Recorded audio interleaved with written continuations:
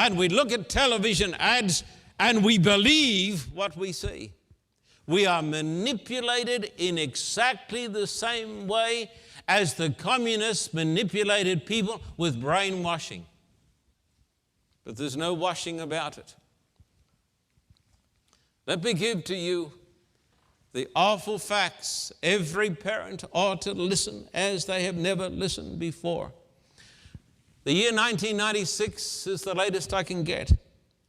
But in 1996, 109 million Americans over 12 were drinkers.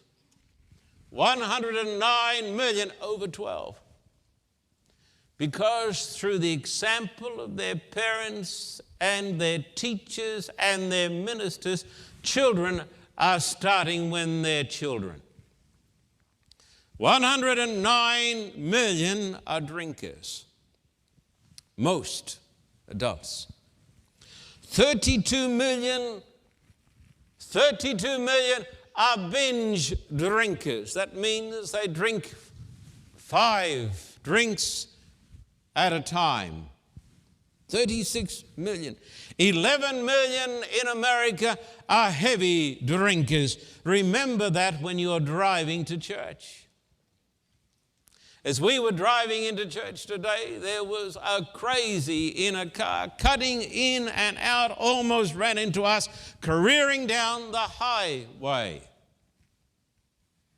Most likely, he is drunk.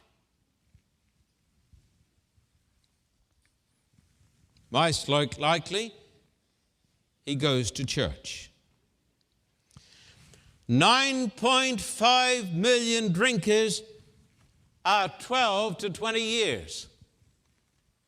Almost 10 million people in the United States of America between the age of 12 and 20 are serious drinkers.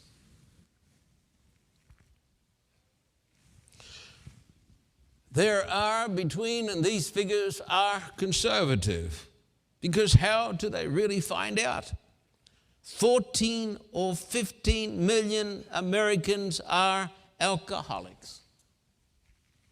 14 million Americans are alcoholics. Who is an alcoholic? A very sick person, but sick because of a very bad choice.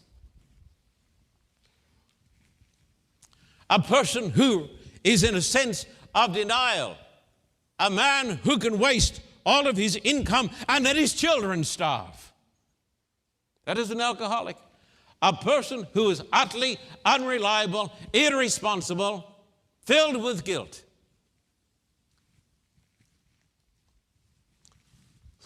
$14 million.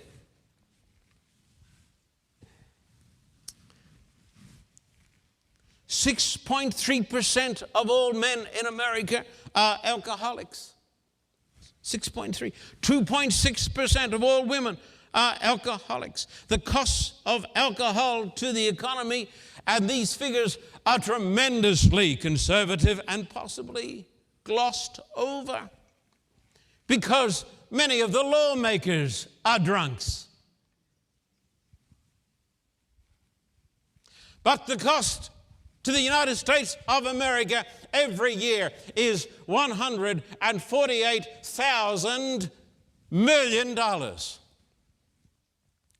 That means you could take 1 billion people in this hungry world and give to 1 billion people $148 worth of food. This is every year. $148,000 million. Now, these figures are conservative. They may be many times higher.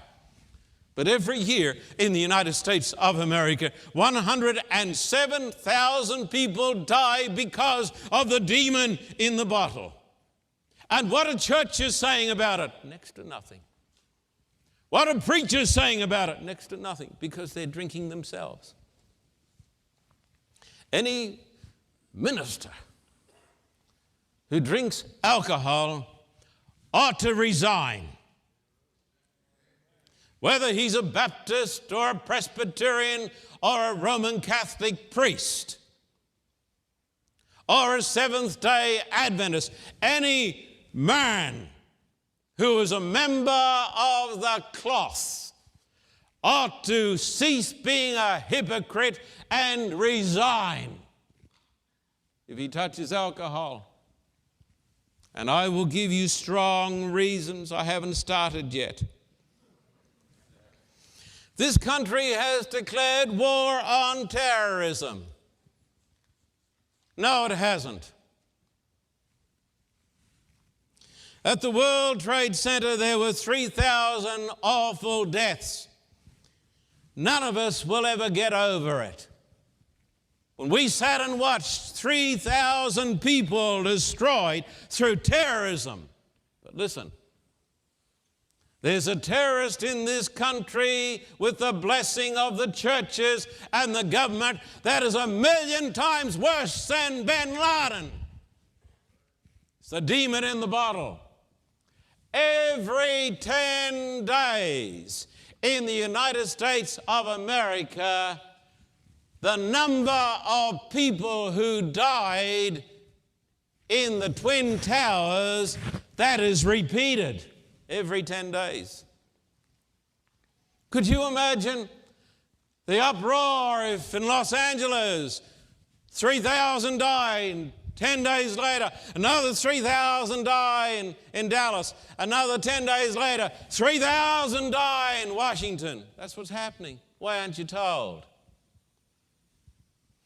One of the reasons is that the leaders are too drunk to know it or care, or they're feathering their own nests. There is no curse, there is no terrorist worse than the demon in the bottle. And some of the greatest offenders today of alcohol are the preachers.